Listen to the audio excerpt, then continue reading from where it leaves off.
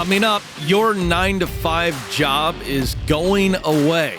I'll break it down and why and what you can do about it. And then we'll cover a nation of workaholics that's starting to rethink all of it.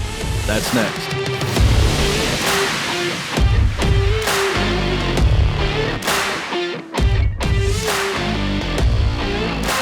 All right, we're off and running. Okay, very good. I apologize, folks. A little bit behind here today, but we're live, and so here we go. This is the Ken Coleman Show, helping you win at work. All right, so that was a very interesting and dire tease, was it not? But I don't think it has to be. But I do think that this is a very real conversation that we're going to have today. This is from LinkedIn, and largely this notion, this prediction, is built on the founder of LinkedIn, Reid Hoffman's latest prediction. Now, just to give you a little context for this, so this doesn't seem, wild and crazy out of left field, he has predicted some pretty amazing things. The founder of LinkedIn predicted the rise of social media in 1997. We're talking about first one out of the gate. Social media is going to be a big deal, this guy says. People say, what's social media? Well, Reid Hoffman was right. This is 1997. By the way, he sold LinkedIn for $26 billion. Then he predicted and evangelized the idea of the sharing economy. Think Airbnb, Vrbo, things of that nature. And also got way out in front of the AI revolution years before ChatGPT. So here he comes again. And I give you those predictions because I think you have to pay attention to this. And I don't think this is alarmist at all. I think this is about awareness. So here's what he's saying. Within a decade, 50% of the U.S. population will be freelancers. And he believes they'll make more than traditional employees. So that is a massive shift. Right now, depending on what kind of freelancing work you do, it may not be as lucrative or it may not pay as well as a salaried position. But that is going away, according to Reid Hoffman of LinkedIn fame. Here's why. Specialized skills plus global demand will equal premium rates. This is the formula that Hoffman is saying will lead us into this new wave of work.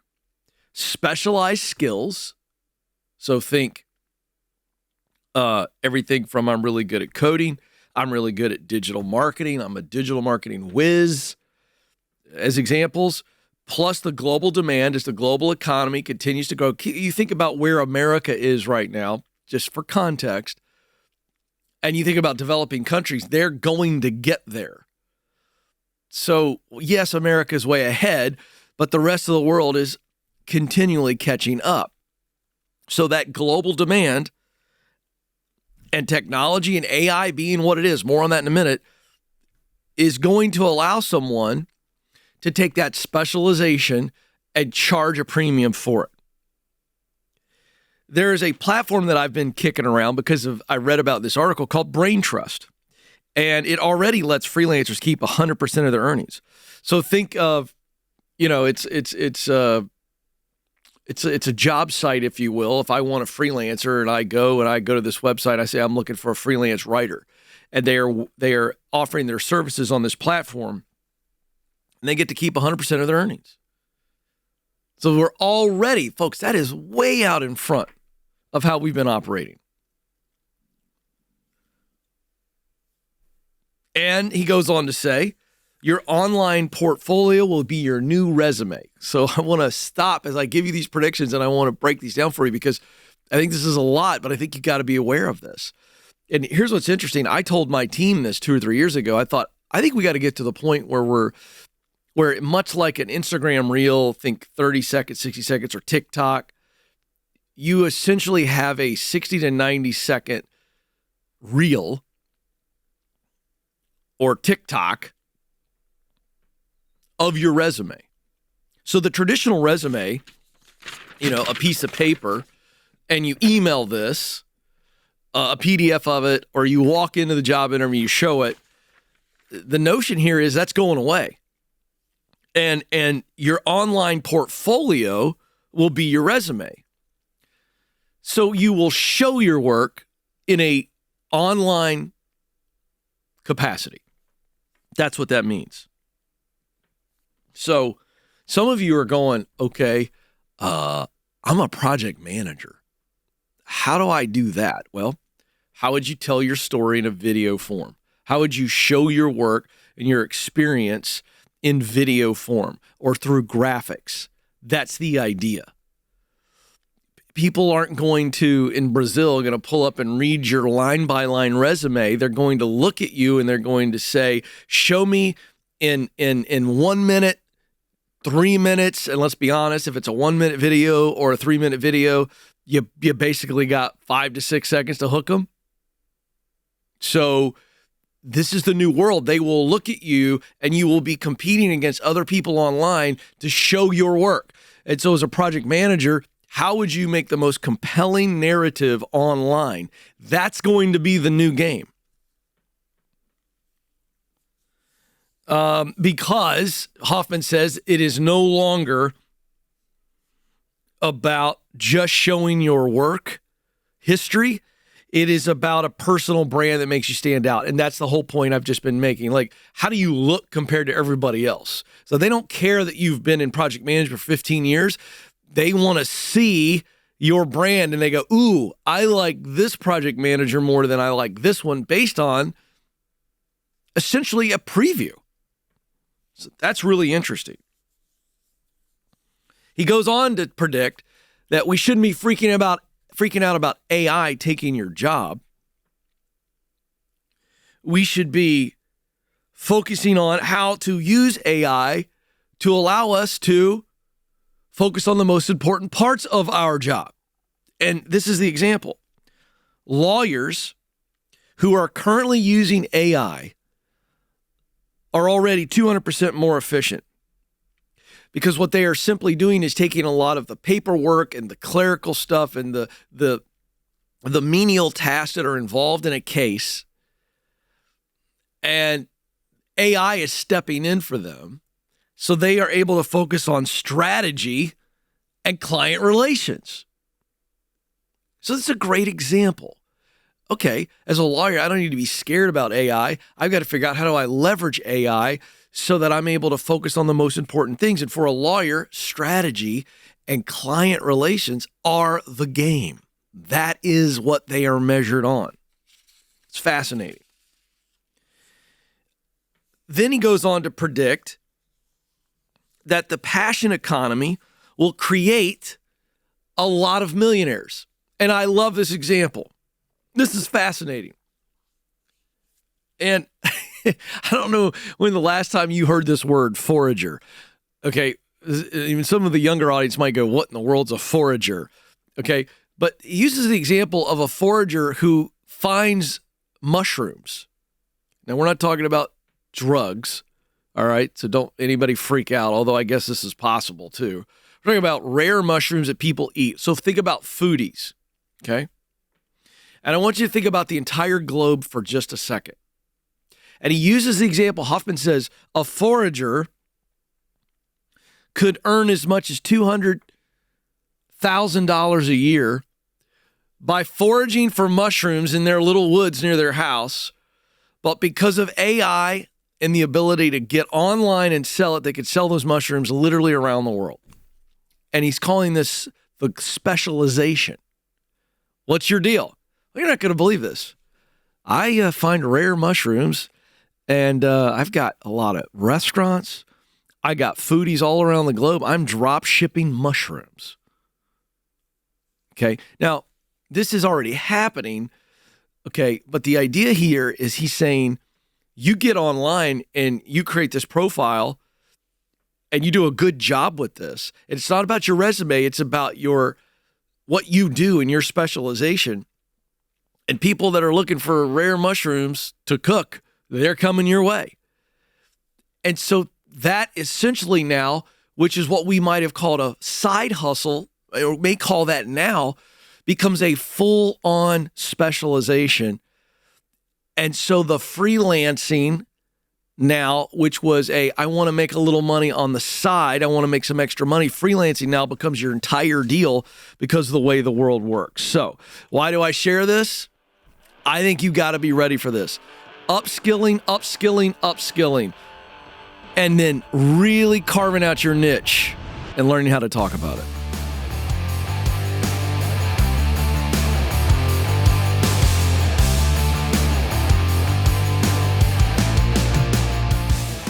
Hey folks, I want to tell you about Aiden.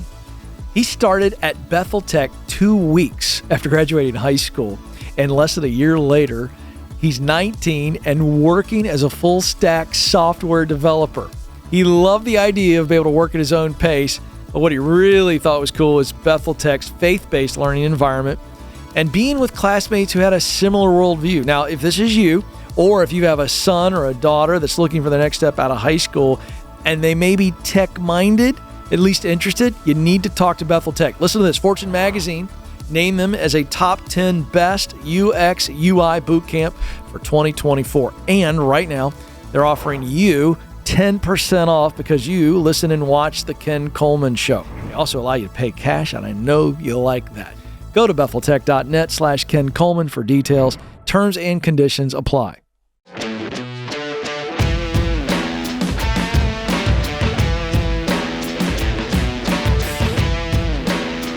All right, so fascinating story here on workaholics and a country and a little bit of history on this that I think is really, really interesting, and I think it plays into the constant change we're seeing in the world of work.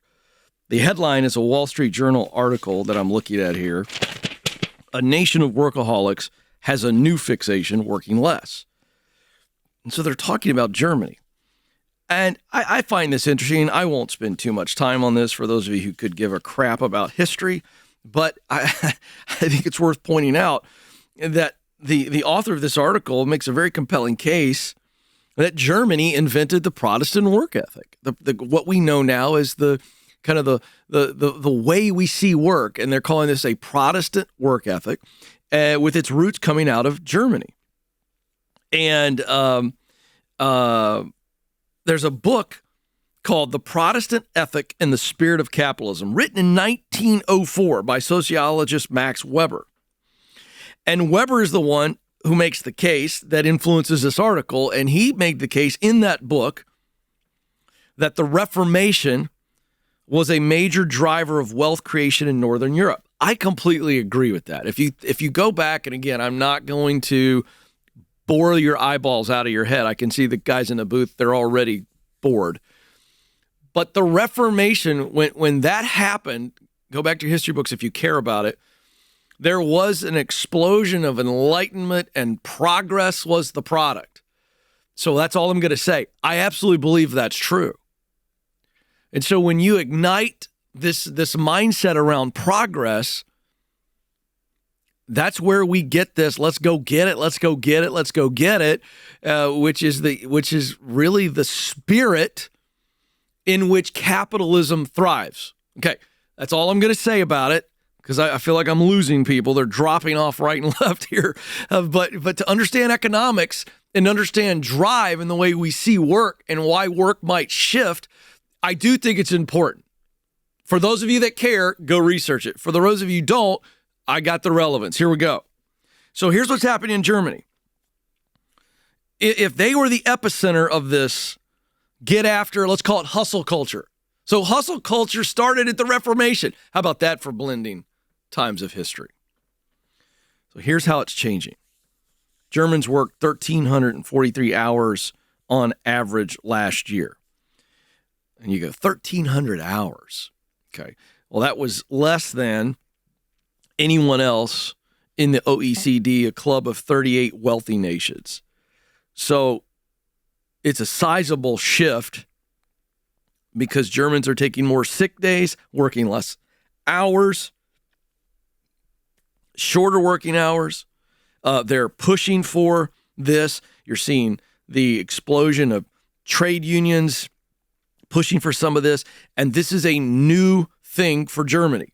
And you might expect this is being driven in large part by younger generations. And this is a direct quote from Margarita Stenrook. She's the co-author of Work Less, Live More. She said, younger generations are not as narrowly socialized in this Protestant work ethic as their parents. And they've seen through them the awful impact it has had. So they tell their parents, the politicians, sorry, we're not doing this. We want to work less, as she writes, and live more. And there's no question that you've got younger generations that have grown up in homes or hung out with their grandparents, and every time work is mentioned, it has a negative connotation. And so I want you to think about this for a second psychologically. You don't have to say work sucks to give off the impression that work sucks. And you just think about that. The way your parents would talk when they came in from a day of work, just their attitude, their body language. And it's pretty easy for a kid to go, man, I played video games all day. I played sports. I hung out with my friends. Man, I had a good day. Life is good. And I look at my dad's shoulders and his face when he walks in from the office, and I don't think he had a good day. So just think about that. And again, this comes back to, why I preach what I preach, that meaningful work. There is meaning in work. There is purpose in work. And if you're doing work you're good at, you're doing work you enjoy, you're doing work that produces results that you care about, guess what's happening? You're walking into the house most days of the week. You're leaving the house most days of the week with a better spirit about you. And kids can pick up on it. My gosh, I was reading something recently about golden doodles because I've got 2 of them at the house. These daggum dogs pick up on our mood. I read an article about that the other day. I absolutely believe it, by the way. I've started to notice it. If I have a bad day, my boy Ellis, he really works on snuggling with me a little more than he does when I'm chipper. I'm not kidding you. So all that to say, this younger generation across the board, they're not lazy. They aren't shiftless. They aren't purposeless. They really have picked up on a lot of cues, and they're kind of going, I don't want to live that way. And so we're seeing it in Germany as well. In cultures, by the way, where hustle is glorified, Japan, we're seeing some similar data. This work yourself to the nub and not have any kind of life, these young people are going, no, not for me. And can I also say, by the way, they're right. I love work. I love work. Work being defined as something that I'm good at, something that I enjoy, and something that creates a result that I actually give a you-know-what about. That's how I define what work should be. I love that. But I got to tell you, I got a life outside of work. And it's pretty fantastic, if I'm being honest. I got my struggles. I've got my challenges. But all that being equal, I'm very grateful for the life that I have that are in relationships and experiences and rhythms outside of this place. So, it's not shocking that we are seeing a real change. In Germany, 50 companies are now piloting a 4-day work week for a study by the University of Munster, aiming to determine whether less work and full pay might be appealing to workers. I'll go ahead and tell you, we saw this in Britain. We've talked about this on the show. The data is probably going to come back, and they're going to say it is appealing to workers. It's got some kinks in it. It's got to be really systemized. It's got to be led well. It's not a one-size-fits-all. But now you're seeing Sunday shopping being banned in Germany. Pretty fascinating. They cite a guy by the name of Rick Weinberg, a native of Michigan, who worked as an IT product manager in Silicon Valley before moving to Europe with his family 4 years ago. And on his first day at a Berlin startup company, he was shocked when the clock struck noon. He said, everyone is getting up, and they're gone for the full hour, some an hour and a half. And then it hits 5:30, 6, and boom, everybody's gone. I'll pick it up here tomorrow. Now, what he described, I think, is what everybody expects when they take a 9 to 5, right? But clearly, here's a guy that's in IT. He goes to Germany, and at noon, everybody's like, deuces, we're going to lunch. And he looks around, there's nobody there. And then at 5:36, everybody's gone. Well, that's a shocking scenario for him. And I think that testimony is what I really wanted to highlight the most. I think people are beginning to really wake up and say, you know what? The rhythms of the past around work, it's kind of nonsense. I'm going to do my job. I can do my job well. And by the way, I'm no proponent of quiet quitting. I'm just simply saying the world of work is shifting mightily. And if you look at what we talked about in the first segment with the way work is going to change, and you look at trends and the way people are already relating to work, it's some of it's good and some of it really concerns me. I'm of a mind to do a research paper on why work isn't working, because I think there's so much going on. So I share that with you to say, if you are leading people, you need to be aware of these prevalent attitudes. This is a global thing, much like COVID spread around the globe. I think we're seeing these new attitudes towards work spreading like wildfire, and you're going to have to lead through that. And those of you who aren't in a leadership position, you need to understand how the work world is shifting and be ready for it and be okay with it, because it might really challenge some of you in a negative way. But it's changing, and if you're not ready for it, I'm telling you, it's going to wake up and hit a lot of leaders the wrong way.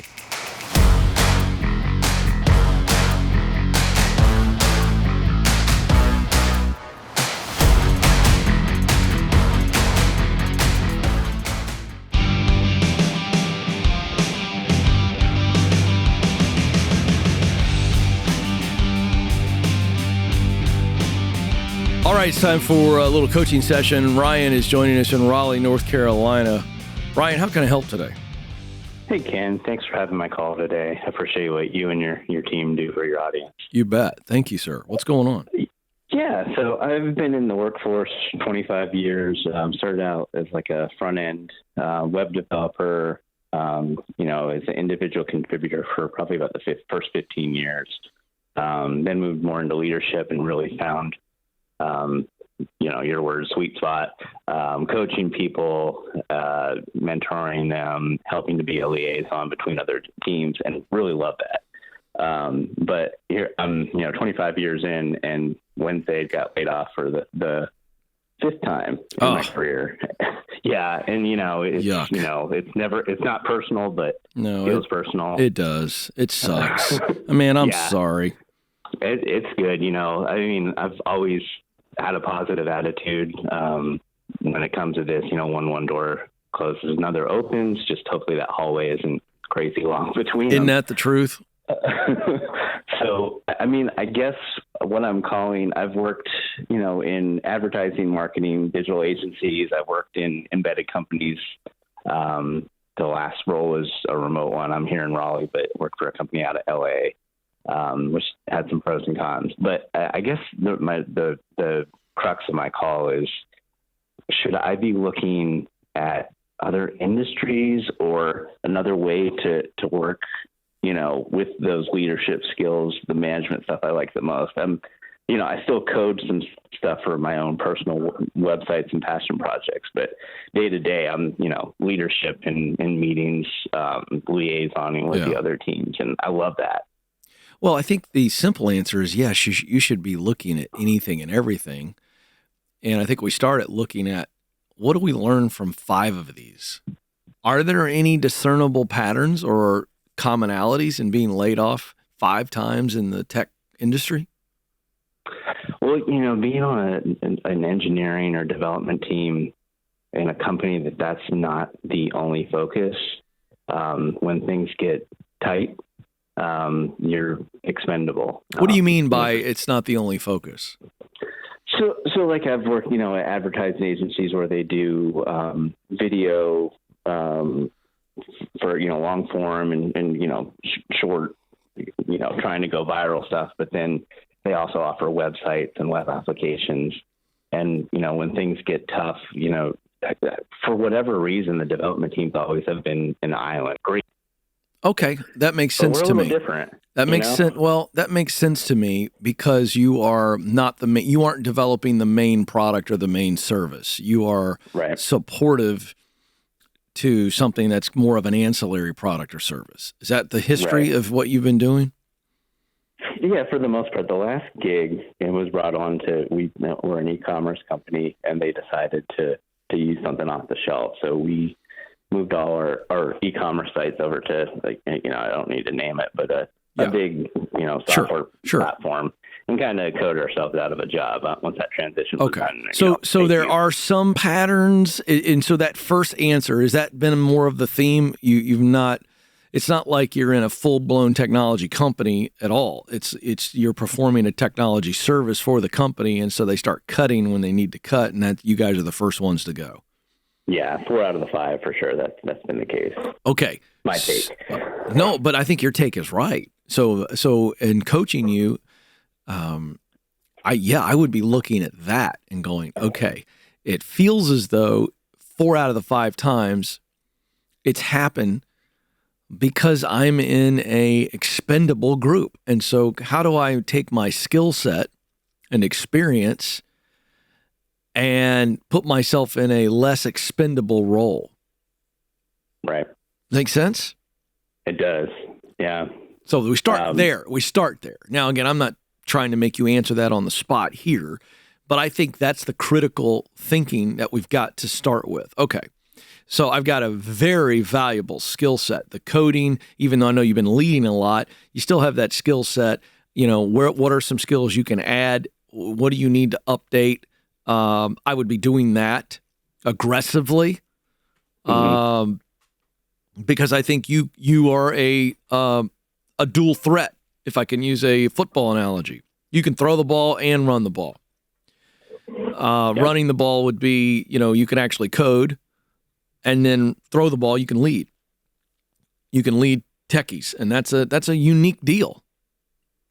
Am I right?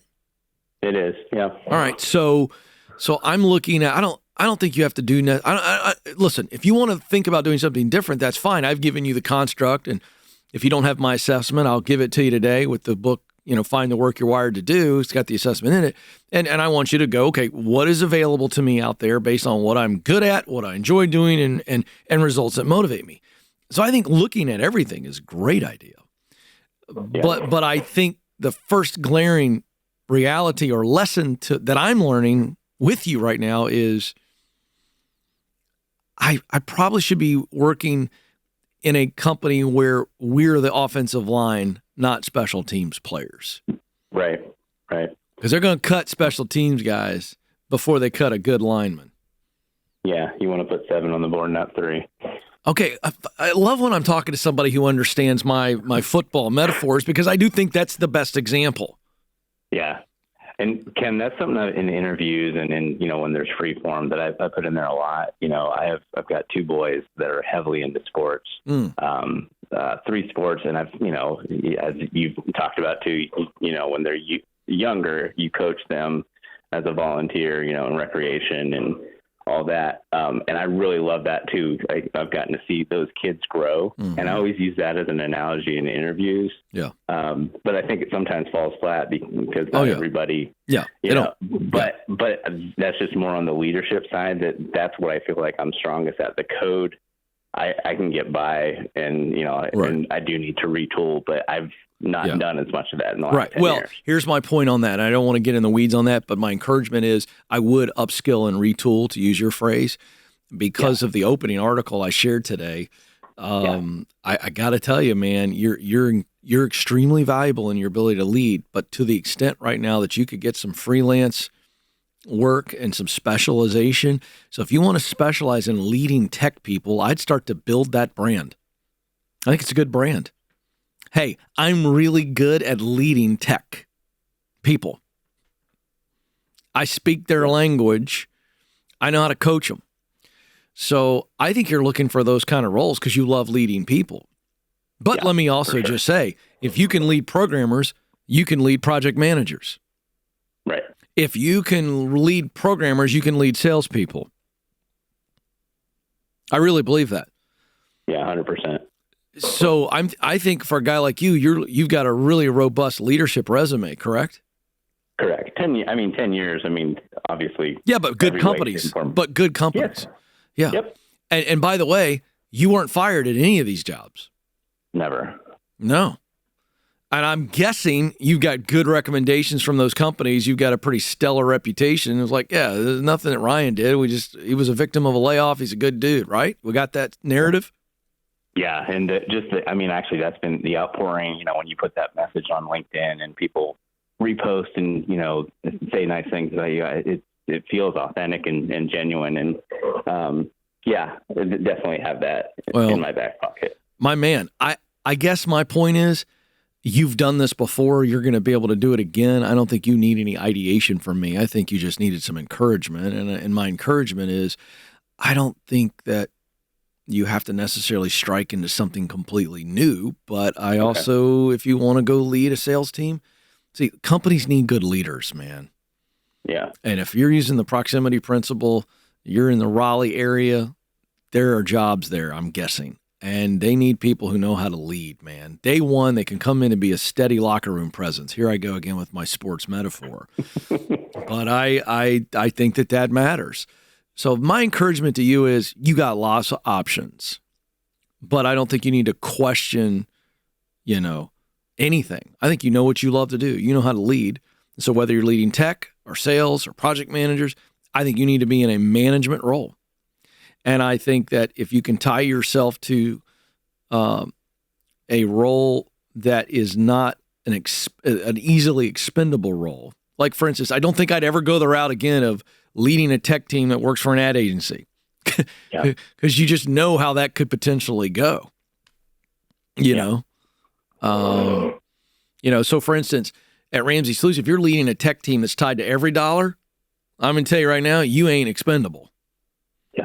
It's our flagship digital product, right? Yeah, using it every day. So there you go. So yeah, man, I just want to encourage you. I think you're okay, and I think you're on the right path in your mind. And stick with it, man. You can do this. I'm here to help. Thanks for listening to The Ken Coleman Show. For more, you can find the show on demand wherever you listen to podcasts and watch the show on YouTube. You can also find Ken across all social media by following @Ken Coleman.